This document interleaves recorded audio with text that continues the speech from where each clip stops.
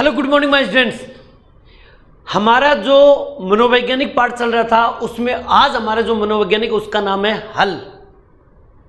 ठीक है, तो ऊपर हेडिंग लिखिए हल, और आज हल का ट्रीटमेंट कर देते हैं बढ़िया तरीके से। ओके, आइए अब देखिए बेटा जी, सबसे पहले हल का पूरा नाम क्या था, उसने कौन सा सिद्धांत दिया, उसने किस पर प्रयोग किया। तो चलिए पढ़ते हैं डिटेल के साथ। सबसे पहले हल का पूरा क्या नाम है, तो आप लिखोगे क्लार्क एल हल, इनका पूरा नाम है। सर किस देश से रिलेटेड करते हैं, तो भाई ये अमेरिका से थे। कहां से थे? अमेरिका। कभी कभी तो मनोवैज्ञानिक पढ़ाते पढ़ाते ऐसे लगने लग जाता है कि आंख बंद करके अमेरिका ही लगा दो, लगभग अमेरिका से ही थे। ठीक है ना, तो पूरा नाम क्या हुआ? क्लार्क एल हल। कहां से थे? अमेरिका से। क्लियर? सर इन्होंने कौन सा सिद्धांत दिया, तो याद रखना परनोद न्यूनता का सिद्धांत। याद रखना परनोद न्यूनता, परनोद न्यूनता का सिद्धांत। क्लियर? इस सिद्धांत को अच्छी तरह से याद कर लेना कि परनोद न्यूनता का सिद्धांत किसने दिया, तो हल ने दिया था। ये 2 बार एग्जाम में आ चुका है, यूपी टेट 2018 में आ चुका है और हरियाणा एचपी हिमाचल प्रदेश टेट 2017 में आ चुका है। याद रखना ये यूपी टेट 2018 के एग्जाम में आ चुका है और एचपी टेट हिमाचल प्रदेश की जो टेट है 2017 के एग्जाम में भी ये प्रश्न आ चुका है, इसलिए विशेष करके इसको याद रखिएगा। क्लियर? इसको याद रखिएगा, दोनों एग्जाम में आ चुका भी ये। कोई दिक्कत? सर इसने किस पर प्रयोग किया, तो हल ने प्रयोग किया चूहे के ऊपर। किस पे प्रयोग किया? चूहा के ऊपर। क्लियर? बस इतनी सी बात याद रखो, कौन मनोवैज्ञानिक है, उसका पूरा नाम क्या है, किस देश से रिलेटेड है, उनके सिद्धांत का क्या नाम है और उन्होंने किस पर प्रयोग किया। इतनी बातें तो आपको हर मनोवैज्ञानिक के बारे में याद होनी चाहिए। क्लियर? इसके बारे में और डिटेल से हम पढ़े, पहले इसको नोट कर लीजिए फटाफट बेटा जी। ओके कीजिए। अब देखिए परनोद न्यूनता सिद्धांत के उपनाम, इस सिद्धांत को और किस किस नाम से जाना जाता है, तो आजो करते हैं स्टार्ट। सबसे पहले दिमाग के अंदर अच्छी तरह से बिठा लेना एक बात को, ठीक है ना। सर कौन सी बात? जो भी मैं सिद्धांतों के उपनाम बताऊं उसको विशेष करके याद रखना। परनोद न्यूनता का सिद्धांत किसने दिया, तो हल ने दिया। इसके अलावा अगर पूछ ले कि अंतर्नोद, ठीक है ना, अंतर्नोद, अंतर्नोद का सिद्धांत किसने दिया, अंतर्नोद का सिद्धांत किसने दिया, तो याद रखना यह सिद्धांत भी हल ने दिया था। अंतर्नोद का सिद्धांत याद रखना, अंतर्नोद का सिद्धांत याद रह जाएगा। इसके अलावा सर और क्या नाम है, आ जाओ। इसको बोलते हैं आवश्यकता अवकलन का सिद्धांत। याद रखना आवश्यकता अवकलन, अवकलन का सिद्धांत। ठीक है ना, आवश्यकता अवकलन का सिद्धांत। क्लियर? 2 तीसरा वेरी वेरी इंपॉर्टेंट, सबलीकरण। ठीक है ना, सबलीकरण का सिद्धांत किसने दिया?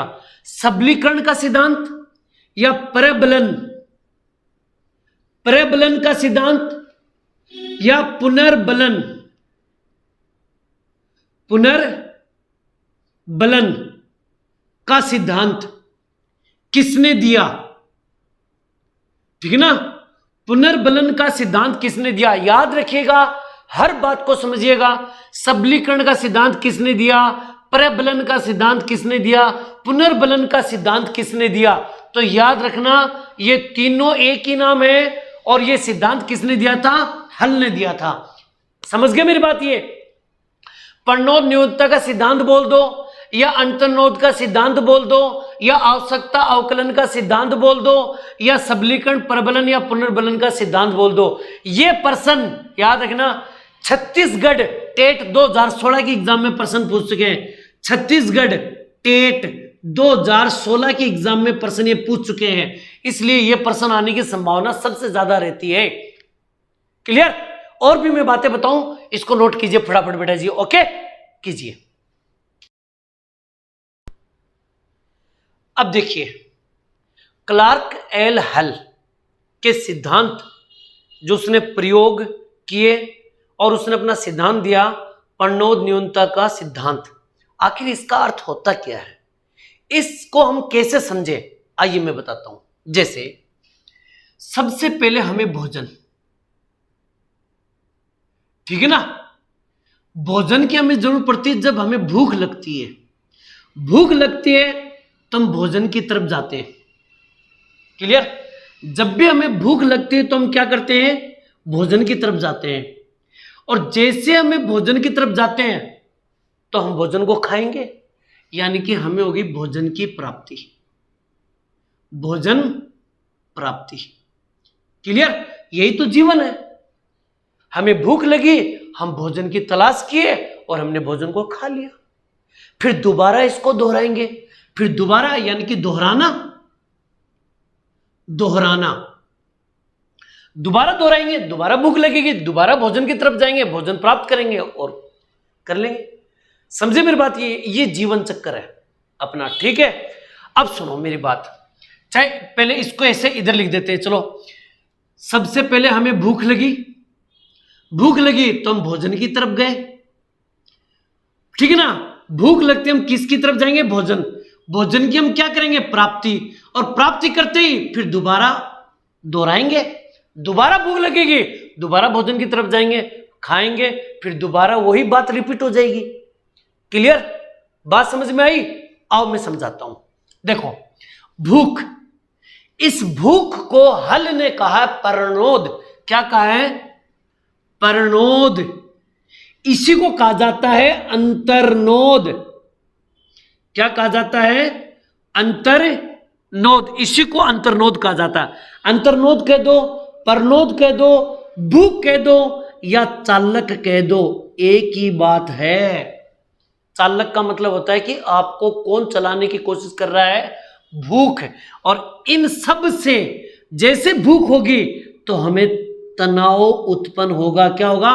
तनाव। भूख लगेगी, अब हमें भूख लग रही है, हम चले तो भोजन की तरफ। ये हमारी हो गई आवश्यकता। क्या हो गई? आवश्यकता। क्लियर? और जैसी आवश्यकता हुई हमने भोजन को प्राप्ति की, ठीक है ना, और हम भोजन को खाएंगे। इससे मिलेगा हमें प्रोत्साहन। क्या मिलेगा? प्रोत्साहन। क्लियर? प्रोत्साहन मिलेगा।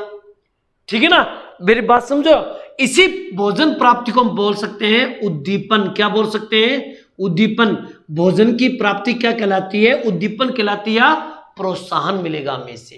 क्लियर? और जैसे प्रोत्साहन मिलेगा तो हम दोबारा अगर हमें भूख लगी तो यही बात को हम दोबारा रिपीट करेंगे। इसको बोलते हैं सबलीकरण। क्या बोलते हैं? सबलीकरण या पुनर्बलन भी बोल सकते हैं हम इसको। क्या बोल सकते हैं?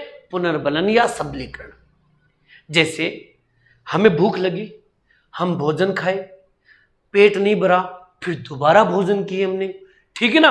ये चीजें रिपीट होती रहे तो याद रखना, सिद्धांत इसने कौन सा दिया था? परनोद न्यूनता का सिद्धांत। क्लियर? समझ में आई मेरी बात? अच्छी तरह से इनको याद कर लीजिएगा। ये इसके कुछ तत्व हैं, इनको याद रखना। परनोद, अंतर्नोद, चालक, तनाव, ये सब किससे रिलेटेड है? भूख से रिलेटेड है। आवश्यकता किसकी है? भोजन की है। प्रोत्साहन या उद्दीपन किससे प्राप्त होता है? भोजन प्राप्ति से। और सबलीकरण मानी बार बार उसको दोहराना। क्लियर? इसी के साथ हल का ये नियम खत्म। नेक्स्ट वीडियो में एक नए मनोवैज्ञानिक के साथ मिलेंगे। तब तक आप लोगों से अलविदा। जय हिंद, जय भारत बेटा जी। थैंक यू बेटा।